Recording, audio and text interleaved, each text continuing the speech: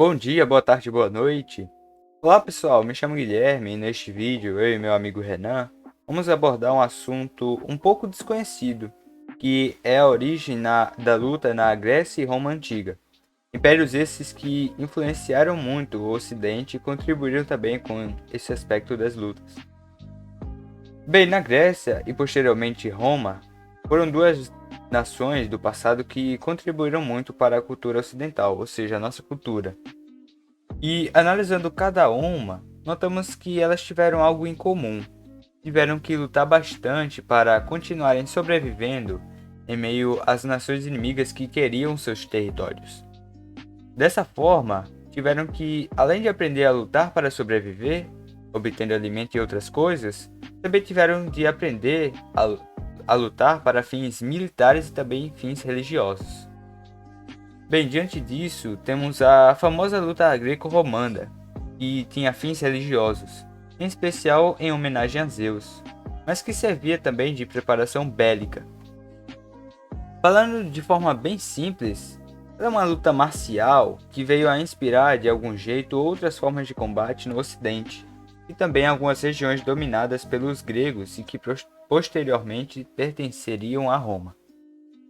Pelo que parece, nas primeiras Olimpíadas, cuja data tradicional é fixada em 776 a.C., a luta greco-romana foi uma das provas disputadas.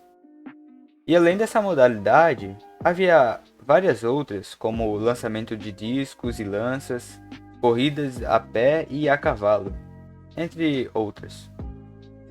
Então tudo isso indica justamente que servia como um preparamento, especialmente para os jovens gregos, para prepará-los para as guerras que teriam.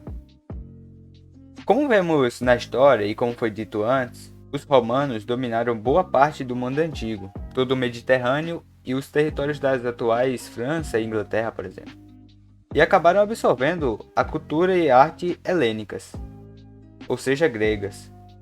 Mesmo assim, os combates preferidos dos romanos eram bem mais violentos, inclusive com o uso de armas como o gládio e a massa, além de lutas com animais selvagens, trazidos diretamente da África e Oriente Médio para as muitas arenas, sendo a mais famosa o Coliseu, como bem sabemos. Mas talvez a partir de Roma, a luta greco-romana tenha se espalhado rapidamente pelas colônias do Império e podemos dizer que teve seu apogeu nesse período. E apesar de que, se considerarmos a globalização hoje, ela não é tão praticada como antes. Então podemos dizer que realmente o ápice foi ali no século 8 a.C. até o século 1 d.C. E foi justamente quando foi popularizado o Coliseu e outras arenas de combate, tão populares entre os romanos, e a luta greco-romana teve uma queda.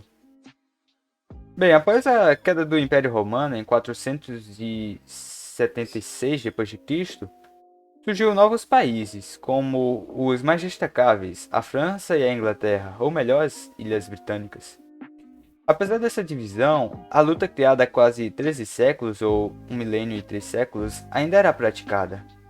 E na Europa, o esporte justamente não se popularizou nas Ilhas Britânicas, que sempre preferiam a luta livre.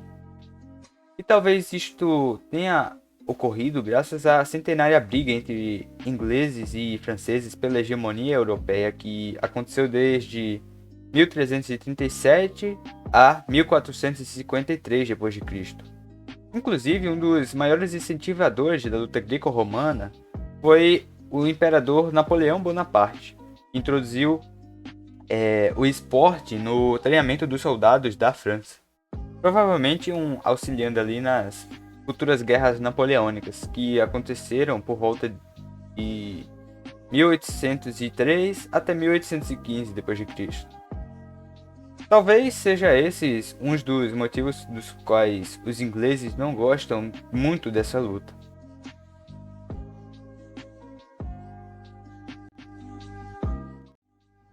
Com o passar dos anos, a luta na Grécia veio se desenvolvendo cada vez mais. Porém, o começo de tudo veio com o pancrácio, que era uma fusão de técnicas de luta que incluíam a luta grega, o boxe, estrangulamento, chutes, golpes e técnicas de travamento das articulações. Era uma modalidade onde as únicas regras eram que não era permitido morder, arranhar e arrancar os olhos do adversário. Fora essas exceções, tudo era permitido.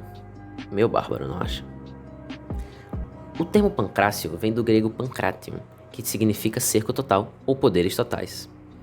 Na época do pancrácio, ferimentos graves e até mortes não eram comuns, pois as partidas só terminavam quando um dos lutadores declarava derrota, batendo no ombro de seu oponente, levantando a mão, e em alguns casos a luta só acabava quando se notava alguma fatalidade. Algo muito parecido com o pancrácio veio ocorrer na Roma, as lutas no Coliseu. Disputadas entre dois gladiadores e com aumento nítido de violência, as lutas no Coliseu apresentavam técnicas do pancrácio. Porém, as lutas no Coliseu tinham regras completamente diferentes, onde o uso de armas era permitido. E a partida só acabava quando um dos seus lutadores morria, ficava desarmado ou sem condições de lutar. Com o passar dos anos e a chegada das práticas da França, as técnicas de luta foram aprimoradas e o estilo de luta brutal e arcaico estava ficando de lado.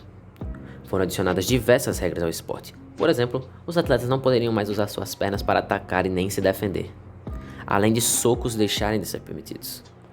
Assim, tornando uma luta mais profissional e vindo a se tornar a luta greco-romana que hoje conhecemos. Bom, eu trago também algumas curiosidades sobre as lutas na Grécia e em Roma.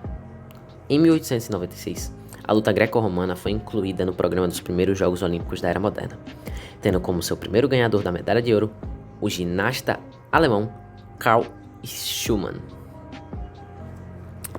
As mulheres só foram incluídas na modalidade na Olimpíada de 2004, em Atenas. E a nossa nação, o Brasil, não tem nenhuma medalha olímpica nesta modalidade. Bem, então esse foi o nosso vídeo, falando um pouco sobre como surgiram e se desenvolveram as lutas na Grécia e na Roma Antiga, além de algumas curiosidades sobre esta modalidade. Eu espero sinceramente que todos tenham gostado e obrigado por assistir.